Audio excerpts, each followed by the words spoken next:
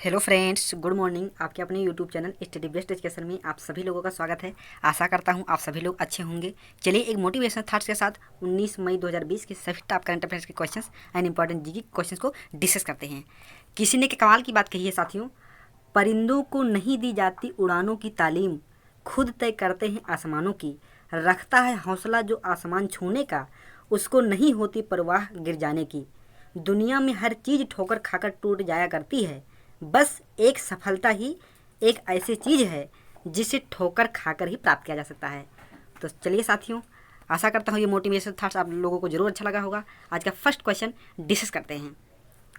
Benjamin Netanyahu ने 17 मई को कौन सी बार इजराइल के प्रधानमंत्री के रूप में शपथ ले ली है? तो 17 मई को बेंजामिन नेतन्याहू ने 5वीं बार इजराइल के प्रधानमंत्री के रूप में शपथ ले ली है। तो ऑप्शन सी करेक्ट आंसर हो जाएगा। आपको बताते हैं साथियों कि जनरली लगातार 3 आम चुनाव हुए इजराइल में, लेकिन किसी भी पार्टी को पूर्ण बहुमत नहीं मिला और आखिरकार बेंजामिन नेतन्याहू जो कि लिक्विड पार्टी से हैं, इन्होंने एक ब्लू एंड वाइट पार्टी जिसके अध्यक्ष हैं बेनी गांथ जी, उनके साथ मिलकर और गठबंधन कर ये सरकार बनाई है। तो प्रधानमंत्री बेंजामिन नेतन्याहू जी बन गए हैं। और साथियों आपको बता दो, एक डील भी हुआ है दोनों लोगों के बीच में कि 18 महीने के बाद में दोनों अपनी भूमिकाओं की अदला बदली करेंगे। यानी प्रेजेंट टाइम में जो नेतन्याहू जी हैं तो वो प्रधानमंत्री के बन गए हैं, तो 18 महीने के बाद में वो रक्षा मंत्री बन जाएंगे, और जबकि जो गेंट जी हैं ये प्रधानमंत्री हो जाएंगे। तो इसको भी ध्यान रखेंगे। अब बात आई है साथियों इजराइल की, तो इजराइल की राजधानी क्या है? यरूशलेम। इसको जेरूशलम भी कहीं कहीं लिखा मिल जाता है, तो कन्फ्यूजन नहीं क्रिएट करेंगे, दोनों सेम ही है। इजराइल की मुद्रा क्या है? इजराइल शेकल है, ध्यान रखेंगे। चलिए नेक्स्ट क्वेश्चन की ओर बढ़ते हैं। अभी हाल ही में अंतर्राष्ट्रीय संग्रहालय दिवस यानी कि इंटरनेशनल म्यूजियम डे एक कब मनाया जाता है? तो अंतर्राष्ट्रीय संग्रहालय दिवस 18 मई को मनाया जाता है। ऑप्शन ए करेक्ट आंसर हो जाएगा। फ्रेंड्स अब बात ये आती है कि इसको फर्स्ट टाइम कब मनाया गया? तो 1977 यानी 1977 में इंटरनेशनल काउंसिल ऑफ म्यूजियम के द्वारा इस दिवस की शुरुआत की गई। अब बात ये आती है कि इस दिवस को मनाने का मेन उद्देश्य क्या है? तो जनरली इस दिन को मनाने का मेन रीज़न समाज को संग्रहालय के महत्व के बारे में अवगत कराना है और जनमानस में संग्रहालय के महत्व प्रचार, मतलब उसके महत्व को, उसके इम्पोर्टेंस को प्रचार प्रसार करना ही इसका मेन उद्देश्य है। तो आप ध्यान रखेंगे। साथियों अब बात आई है कि 2020 अंतर्राष्ट्रीय संग्रहालय दिवस की थीम क्या है? तो म्यूजियम यानी museums for equality, diversity and inclusion, ये 2020 की थीम है। तो आप ध्यान रखेंगे क्योंकि थीम कभी कभी एग्जाम में पूछ ली जाती है। अगर बात करें साथियों अंतर्राष्ट्रीय संग्रहालय परिषद की, तो प्रेजेंट टाइम में इसके अध्यक्ष सुए अकौसी जी हैं, ध्यान रखेंगे। फ्रेंड्स चलिए नेक्स्ट क्वेश्चन की ओर बढ़ते हैं। नेक्स्ट क्वेश्चन की ओर बढ़ने से पहले मैं आपको याद दिला दूं कि अगर ये वीडियो आपको अच्छी लगती है तो प्लीज़ एक लाइक ज़रूर करें, और आपके लाइक से ही हमें नेक्स्ट वीडियो बनाने के लिए मोटिवेशन मिलती है। तो इसी आशा के साथ चलिए और अपने फ्रेंड जोन में ज़रूर शेयर करें। चलिए आगे बढ़ते हैं नेक्स्ट क्वेश्चन की ओर। विश्व हाइपरटेंशन दिवस यानी कि वर्ल्ड हाइपरटेंशन डे कब मनाया जाता है? तो विश्व हाइपरटेंशन दिवस 17 मई को मनाया जाता है। ऑप्शन बी करेक्ट आंसर हो जाएगा। साथियों जनरली बात करें कि हाइपरटेंशन क्या होता है, तो हाइपरटेंशन यानी कि हाई ब्लड प्रेशर एक ऐसी सीरियस समस्या है जो हार्ट अटैक है, स्ट्रोक है, किडनी फेल होना और अंधेपन के जोखिम को बढ़ाती है, और हर 4 में से एक व्यक्ति को ये समस्या होती है according to World Health Organization. तो बात ये आती है साथियों कि इस दिवस को मनाने का मेन उद्देश्य, मेन ऑब्जेक्ट क्या है? तो इसका मेन उद्देश्य बढ़ते हुए उच्च रक्तचाप यानी कि हाई ब्लड प्रेशर की समस्या जो डे बाय डे बढ़ती जा रही है, तो उसके बारे में लोगों को जागरूकता यानी लोगों को जागरूक करना, और सभी देशों के नागरिकों को ने वाला जैसे लोगों को धीरे धीरे ये मार देता है, तो जो कारक है उसको रोकने और नियंत्रित करने के लिए प्रोत्साहित करना है। तो इसको आप ध्यान रखेंगे। अच्छा, इसे फर्स्ट टाइम कब मनाया गया था? तो फर्स्ट टाइम मई 2005 में मनाया गया था। 2020 के थीम की बात करें तो major your blood pressure, control it, live long, यानी आप अगर अपने ब्लड प्रेशर को मेजर करेंगे और इसे कंट्रोल रखते हैं तो आप लंबे समय तक जीवित रहेंगे। तो ये 2020 की थीम है, ध्यान रखेंगे। साथियों अगर बात करें कि जनरली ये कैसे होता है, तो अगर हमारा खान पान अच्छा नहीं है, अगर हम रेगुलर व्यायाम नहीं करते हैं, अगर हम शराब और तंबाकू का सेवन करते हैं, तो इसी के कारण ये यानी हाई ब्लड प्रेशर की समस्या हो जाती है। और फ्रेंड्स WHO ने वैश्विक कोविड-19 महामारी के कारण 17 अक्टूबर 2020 तक विश्व उच्च रक्तचाप दिवस 2020 के उत्सव को स्थगित करने की घोषणा कर दी है, यानी इसका उत्सव जनरली स्थगित कर दिया गया है, तो इसको आप ध्यान रखेंगे।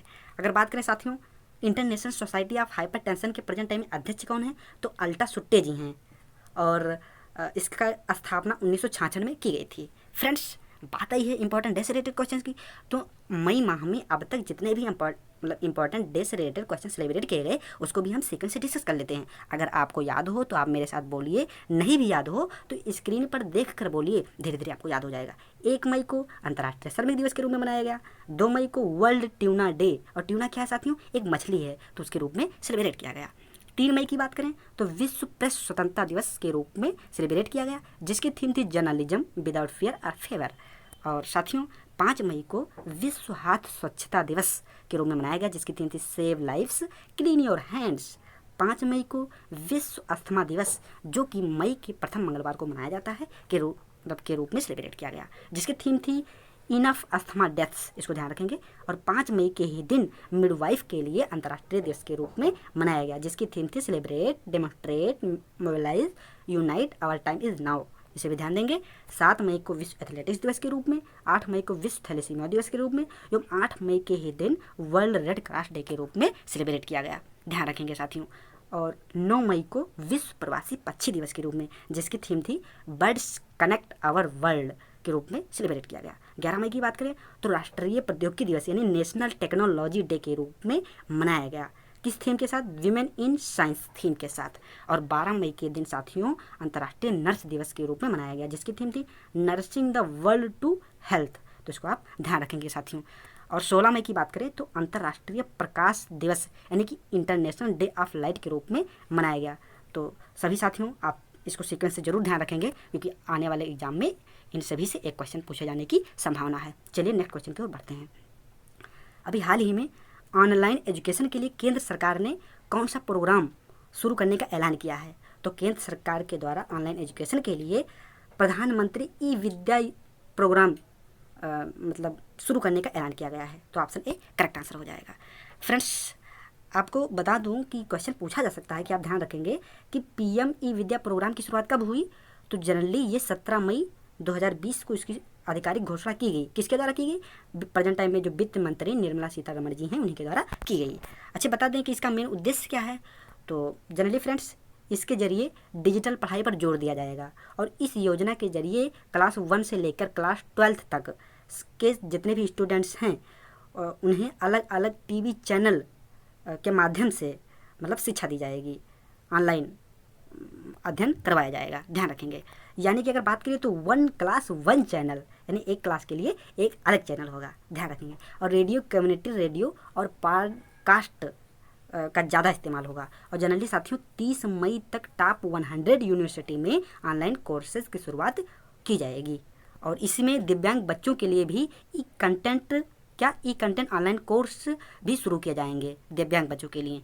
तो फ्रेंड्स अब बात करें हम कि जनरली दिसंबर 2020 तक national foundation literacy and numeracy mission को भी लॉन्च किया जाएगा। किस मिशन को, national foundation literacy and numeracy mission को, तो इसे भी ध्यान रखेंगे दिसंबर 2020 में लॉन्च किया जाएगा। किस अभियान के तहत ये होगा, ये आत्मनिर्भर भारत अभियान के तहत होगा। तो इतने इंपॉर्टेंट फैक्ट को आप जरूर ध्यान रखेंगे। चलिए नेक्स्ट क्वेश्चन को बढ़ते हैं।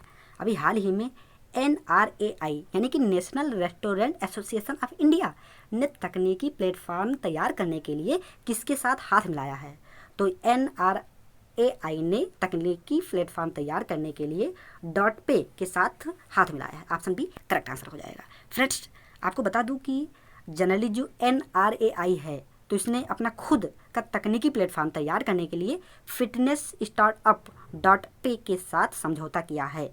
और फ्रेंड्स जनरली ये प्लेटफॉर्म NRI को डिजिटल ऑर्डरिंग, बिल सेटलमेंट्स और कॉन्टैक्टलेस डाइनिंग के लिए ऑनलाइन पेमेंट करने में सक्षम बनाएगा, तो इसके लिए इसके साथ समझौता किया है। अच्छा साथियों बात करें NRAI के बारे में, यानी कि national restaurant association of India इसके फुल फॉर्म है, और भारत में खाद्य और पेय उद्योग का ये शीर्ष निकाय है NRAI। और ये साझेदारी जनरली मौजूदा समय में जितने भी दिग्गज फूड जैसे दिग्गज फूड एग्रीगेटर्स है, जोमेटो है और स्विगी है, तो इस पर सीधे लागू होंगे। और आपको बता दूं साथियों कि जो NRAI है प्रेजेंट टाइम में 5 लाख से अधिक रेस्तरां व्यवसायों का प्रतिनिधित्व करता है, 5 लाख से अधिक, ध्यान रखेंगे। फ्रेंड्स, अगर बात करें प्रेजेंट टाइम में NRAI के अध्यक्ष कौन है, रियाज अमलानी जी हैं। इसकी स्थापना 1982 में की गई थी, मुख्यालय दिल्ली में है।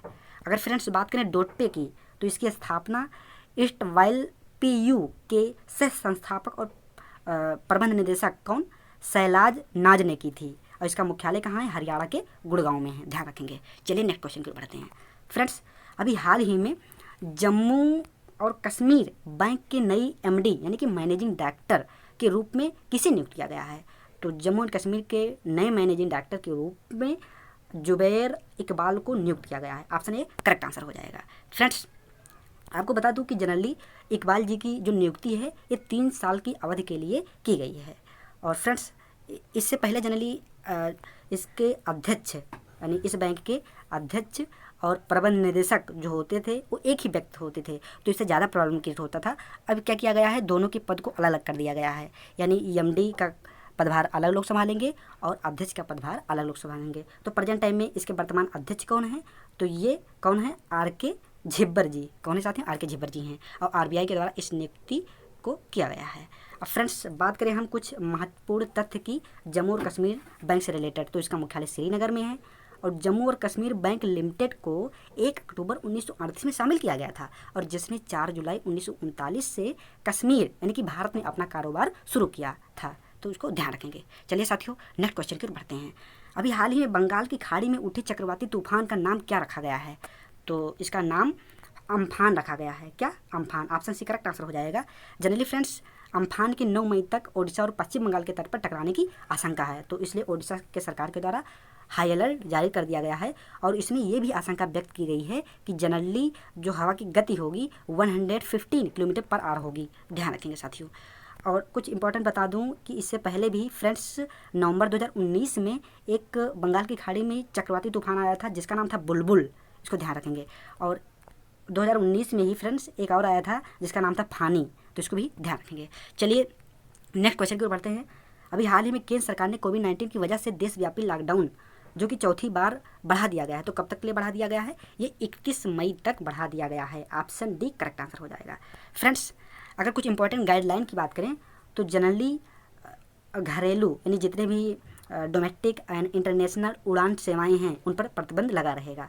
मेट्रो रेल सेवा बंद रहेगी और रात 7 बजे से सुबह 7 बजे तक नाइट कर्फ्यू जारी रहेगा। सभी सार्वजनिक जगहों और दफ्तरों में मास्क पहनना अनिवार्य कर दिया गया है, तो इसको आप ध्यान रखेंगे। चलिए फ्रेंड्स नेक्स्ट क्वेश्चन की ओर बढ़ते हैं।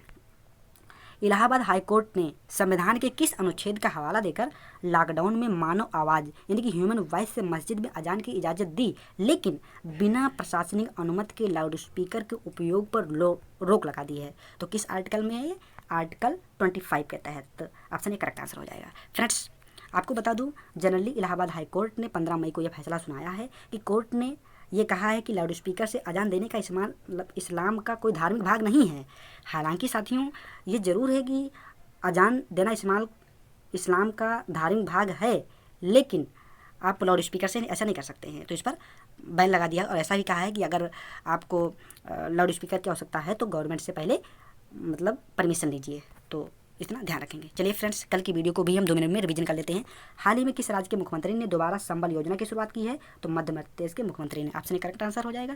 नेक्स्ट क्वेश्चन, हाल ही में UPSC की नई सचिव कौन नियुक्त की गई हैं? वसुध मिश्रा जी को नियुक्त किया गया है। नेक्स्ट क्वेश्चन, केंद्र सरकार ने किस इलाके में बिजली वितरण का काम निजी कंपनियों को देने का ऐलान किया है केंद्र शासित प्रदेश में? नेक्स्ट क्वेश्चन, हाल ही में साहित्यकार प्रोफेसर अनिसुज्जमान का निधन हो गया, तो 14 मई 2020 को हो गया, तो वो किस देश के थे? तो वो बांग्लादेश से बिलोंग करते थे। और अभी हाल ही में लेसेंट की India state level disease burden initiative नामक एक रिपोर्ट के अकॉर्डिंग भारत में 5 साल से कम आयु के कितने प्रतिशत बच्चों की मौत का कारण बाल और मातृ कुपोषण है? तो कितने परसेंट? 68%। नेक्स्ट क्वेश्चन, किस राज्य ने राजीव गांधी किसान न्याय योजना की शुरुआत करने की घोषणा की है? छत्तीसगढ़ की सरकार ने। नेक्स्ट क्वेश्चन, रक्षा मंत्री राजनाथ सिंह ने हाल ही में किस राज्य में भारतीय तटरक्षक बल के पोत, सचेत और 2 इंटरसेप्टर नौकाओं C-450 और C-451 का जलावरण किया है? तो ये कहाँ? गोवा में। नेक्स्ट क्वेश्चन, किस मंत्रालय के द्वारा चैंपियंस पोर्टल की शुरुआत की गई है?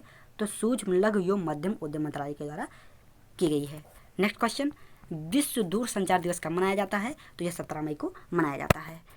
फ्रेंड्स, कल क्विज के रूप में मैंने आपसे क्वेश्चन पूछा था, होप पोर्टल की शुरुआत किस राज्य के द्वारा की गई है? उत्तराखंड राज्य के द्वारा की गई है। टुडे क्विज, इस क्वेश्चन का आंसर आप कमेंट बॉक्स में लिखकर जरूर दें। फ्रेंड्स, किस राज्य ने राजीव गांधी किसान न्याय योजना की शुरुआत की है? तो अगर इसके बारे में आपको डिटेल में पता हो तो प्लीज़ कमेंट बॉक्स में लिखकर ज़रूर बताएं। तो साथियों, आशा करता हूँ कि ये वीडियो आप सभी लोगों को ज़रूर अच्छा लगी होगी। और इस वीडियो की PDF अगर आपको डाउनलोड करना है तो आप डिस्क्रिप्शन बॉक्स से डाउनलोड कर सकते हैं, जहाँ पर मैंने इसका लिंक दे दिया है। और सभी PDF को अगर आपको एक साथ में डाउनलोड करना है तो प्लीज़ टेलीग्राम चैनल को आप ज़रूर ज्वाइन करिए, वहाँ से सभी PDF एक साथ डाउनलोड कर सकते हैं। तो साथियों, अगर वीडियो अच्छी लगी है तो प्लीज़ एक लाइक के साथ अपने फ्रेंड जोन में ज़रूर शेयर कर दें। तो वीडियो देखने के लिए आप सभी लोगों का बहुत बहुत धन्यवाद। जय हिंद, वंदे मातरम।